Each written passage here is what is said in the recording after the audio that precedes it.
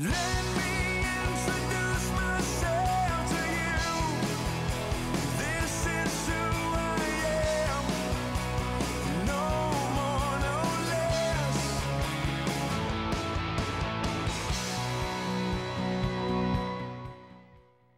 Sponsored by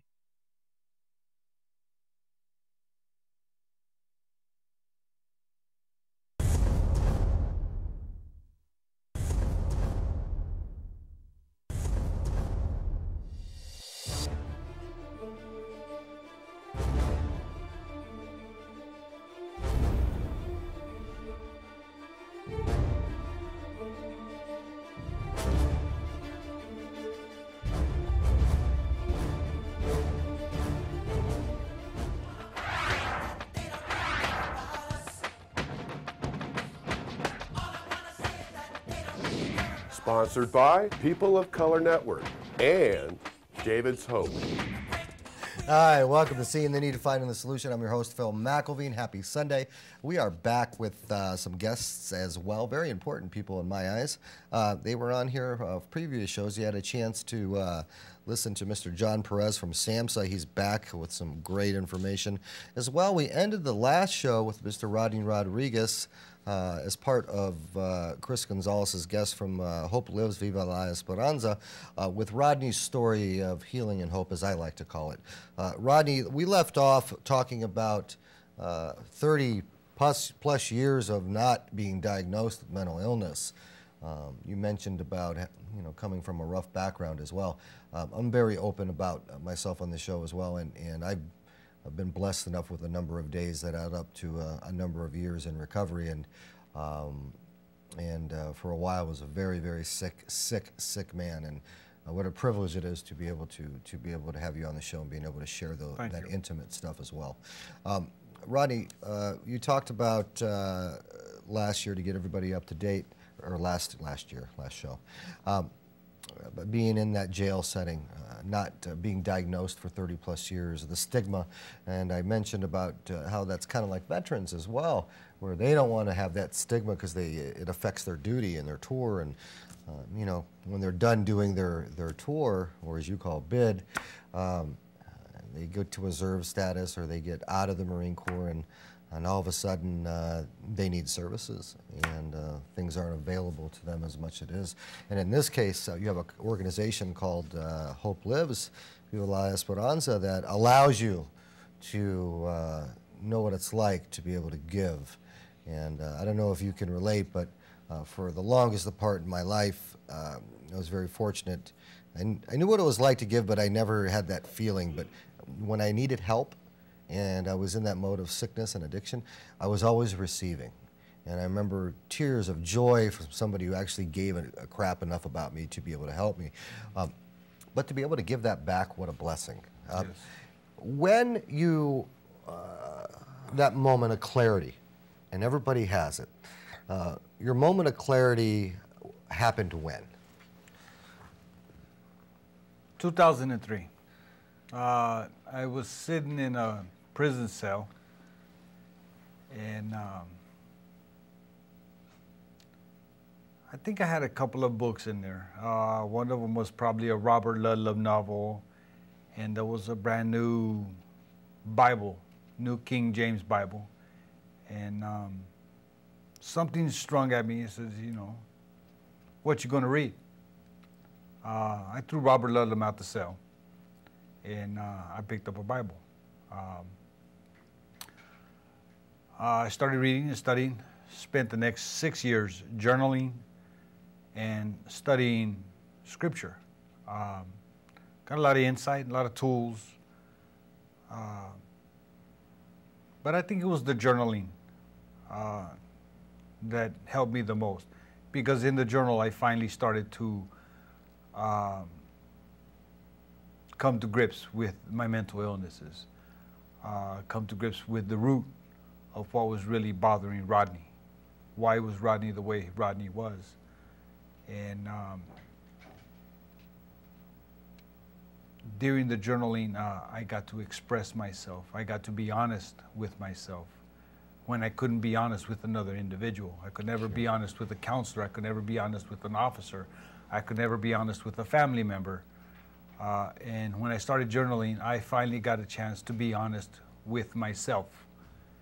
And it woke me up. It gave me clarity, that moment of clarity. And it started a road of recovery. The journal in it itself, May 29, 2003, there's a prayer written in there. And I asked in my prayer for an opportunity to work and help those in need, regardless of their beliefs. And that's exactly where I'm at today, working with an organization that does not distinguish color, where you came from, what you're doing, or what you did, but there to help them regardless of what they believe in or where they came from. And that's exactly where I love being right now. It's a great feeling, a great feeling to be able to reach out and to help.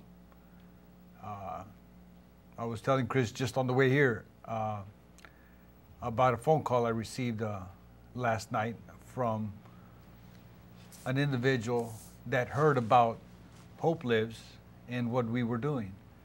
And he says, I was so impressed with what he was telling me that I had to call you myself and find out more about Hope Lives, because I have an individual that has a need, and I think you can meet that need.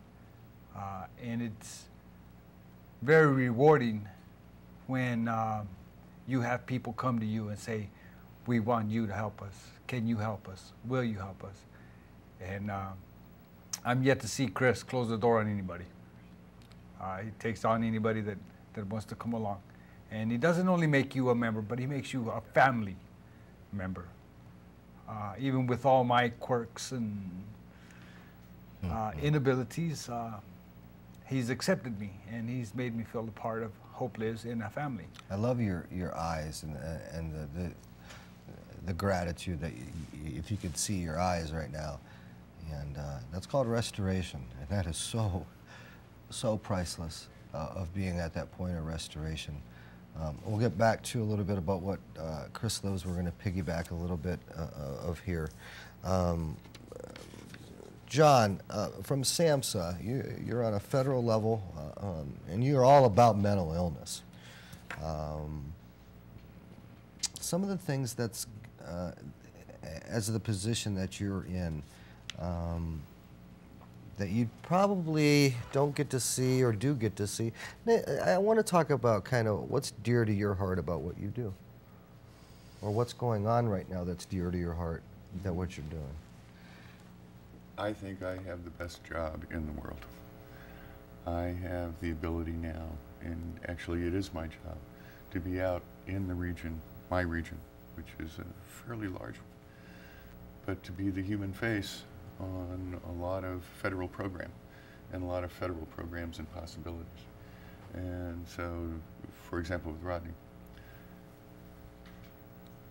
you are exactly the kind of person that the system did not serve well for a very long period of time. But once it got engaged, you recovered. You're out in the community now, you are working, and now you are helping others. To be part of that, to be sitting right here with you and talk to you a little more about how does that work and how we can support that through Chris, through your organization. That's magic. I mean, there are reasons that I'm not a stockbroker. Not the money's bad, I don't want to go there. But it's more that the actual being able to touch programs and people in the region that are working, be able to present those back at a DC level, which is kind of hard. It's a scary thing to go back there and how you connect with these big, anonymous federal agencies. And to be part of the team, to be part of a collaborative team. So the extent to which I can be part of these teams, that's my job. It doesn't get any better than that. You know, I something keeps running through my mind, and I remember when I was standing on the side of the street years ago, and you talk about reading the Bible and choosing that book over another book, and listening to John's heart just come out of, and it talks about restoration, and putting you in places, surrounding you with people of affluence. And what a difference it is for both me, but for you to be able to be sitting in the realm of what this is. Chris, we're going to go to break here in a little bit, and we'll come back with finishing off Rodney's story and talking to John. Your program consists of people who have been incarcerated, and they get to go back into jails and prisons and facilities and mentor other people. We got about a minute and a half to real quickly explain that process. Okay. Are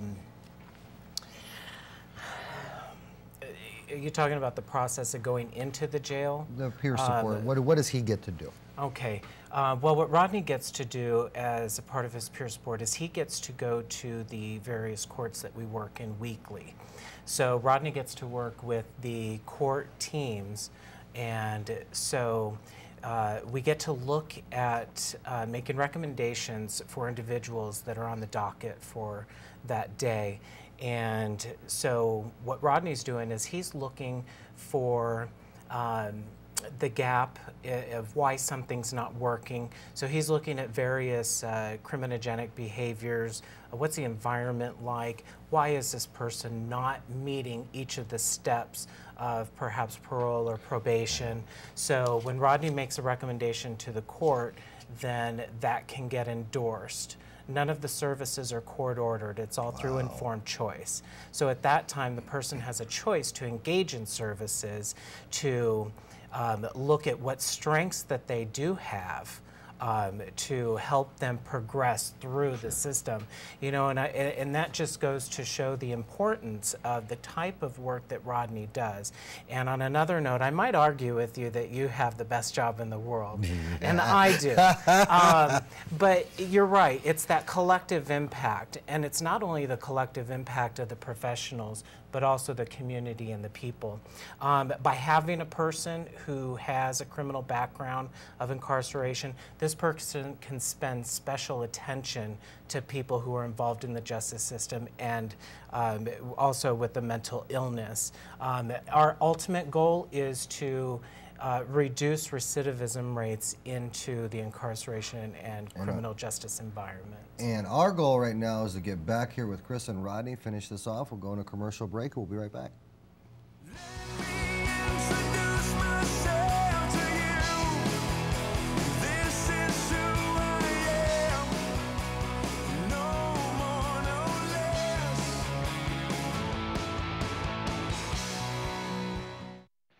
Diversified Roofing, one of the largest roofing specialists in Arizona.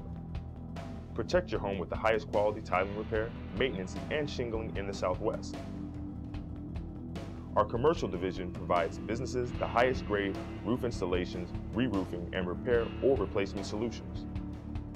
Diversified Roofing has been safeguarding the community from disasters and severe weather, as well as serving it since 1988. Diversified Roofing.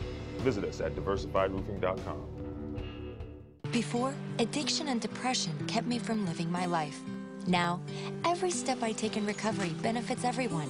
For information and treatment referral for you or someone you love, call 1-800-662-HELP. Brought to you by the U.S. Department of Health and Human Services. Sometimes adults say they're too young to understand. But young children are affected by traumatic events, even if they may not understand what happened.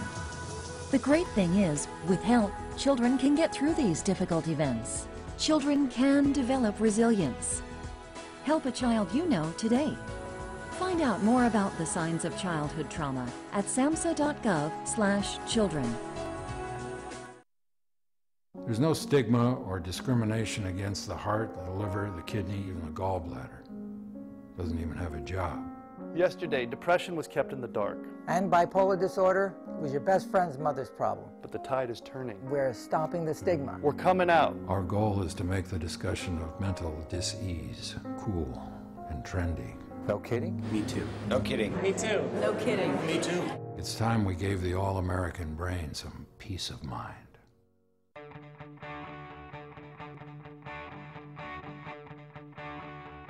Carry Me 123, the versatile ski rack that makes hauling skis, snowboards, poles, and lumber easy. No need for a permanent rack system. It's ideal for small cars and people on the go. perfect for family and trips. Winter, fall, spring, and summer. Carry Me 123 is perfect year-round.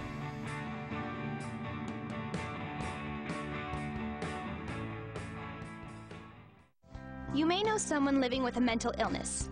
The kid who sits at the end of the first row. Your best friend's sister. Your neighbor's cousin. There's something they want you to know. I am more than my diagnosis. I am more than my diagnosis. We are more than our diagnosis. I am more than my diagnosis, and at times I need your understanding. People can and do recover. There is help and there is hope. For more information on mental health resources in your area, please call 211. This one goes out to the man who minds for miracles. This one goes out to the ones in need. This one goes out to the sinner and the cynical. This ain't about no apology. We weren't born to follow. Come on and get up off your knees. When life is a bit of swallow. Seeing the need, finding the solution. Sundays on AZTV. Let me introduce myself to you. This is who I am. No more, no less.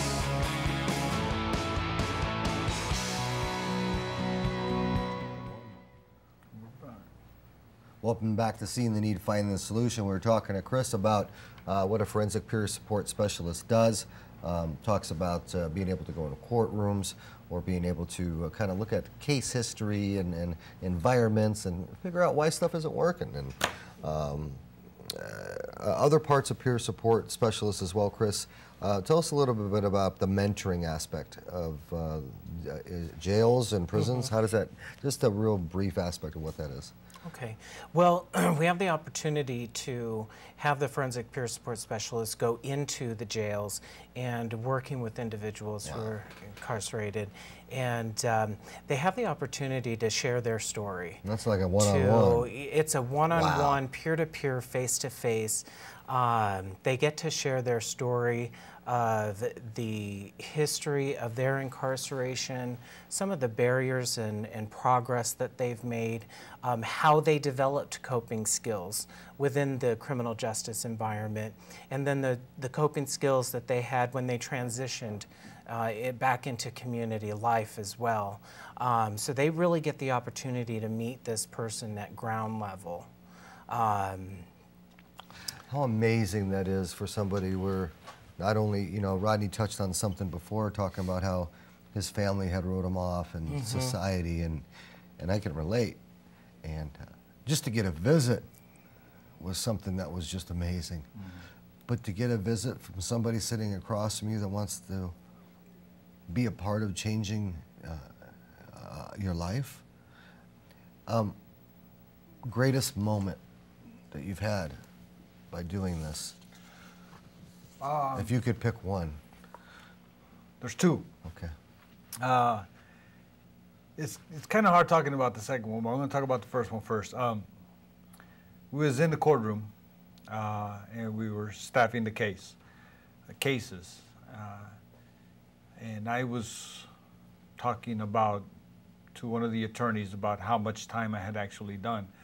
And I asked, I said, is there any way we could get into a computer and find out exactly how much time I had done? The judge stepped up and he says, yeah, I'll show you. He invited me to his bench. And from experience, you don't go behind the bench. You don't go behind the bench, you go in front of the bench. So I went in front of the bench. He said, and definitely not to his computer. Exactly. Before. But, okay. You know, he says, I go to front of the bench. I do not think about going in. He said, no, come around. So I go around and I stop at the court reporters, our court clerks area. So they do have pants on behind there? Yes, okay. they do. Good thing. The judge said, no, come here. And he let me sit in his chair. And he let me click on his computer and go through my files. Wow. And it gave me the perspective of the other side. When I was only used to being in front of the judge, now I am standing or sitting beside a judge, developing a plan. How small did you feel in that chair?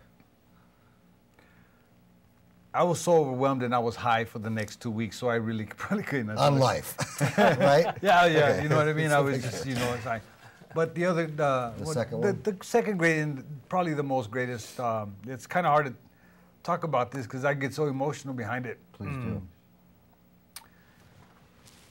After being maybe separated from my family because of who I was, after my release last year, I found out that my oldest sister was diagnosed with Lou Gehrig's disease and that she is in the paralytic stage. Well, I got to see her and I got to spend a little time with her. But there still was no connection. There was still no forgiveness. And about 3.5 weeks ago, because of where she's staying, there was an illness. There were some family members that were ill and she can't get ill. She had to go stay at her other daughter's house, which is in my apartment complex. And that daughter so happened to be at church. So they left her at my apartment. And I made her a bed on the couch and positioned it to where she could watch TV, and I got to care for her. And it was special to me because this is the woman who changed my Pampers when I was a kid, or diapers, because they didn't have Pampers back then, I guess.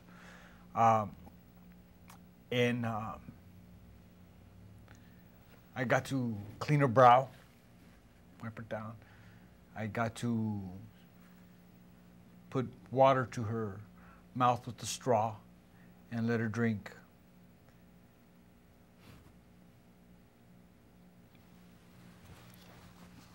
And she can't talk very well because, she's paralyzed and it's affecting her speech, everything. But she got up enough strength to say, "I'm proud of you, Rodney."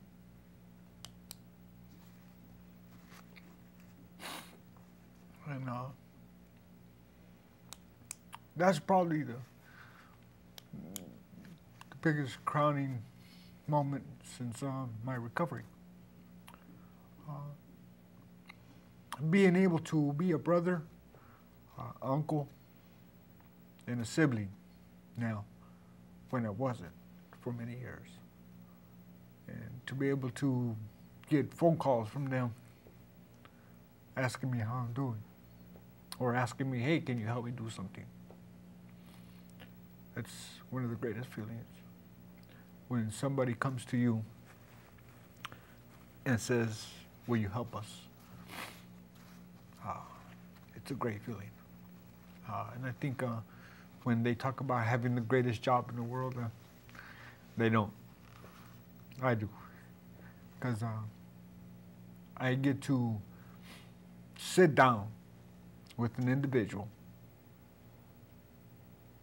not be his probation officer, not be his counselor, his case manager, nothing, but a friend, a sincere friend. Make a connection and allow that person to trust you with being just a friend. And when you have somebody like that on your side that you can trust, what I like about it is I don't even have to tell Chris what me and my friends talk about, and it gives you a level of trust. John, if you could tell the viewers, coming from where you're at as a position, SAMHSA, if you could tell the viewers your response to hearing this, and again how it applies to what's on your heart and what you came here to talk today about, what would it be? If you think about the face, the personal story, and I look at how can we do that 10 times, 100 times, 1,000 times. That's what I want to do. How do you support the resources, the capabilities that are already there?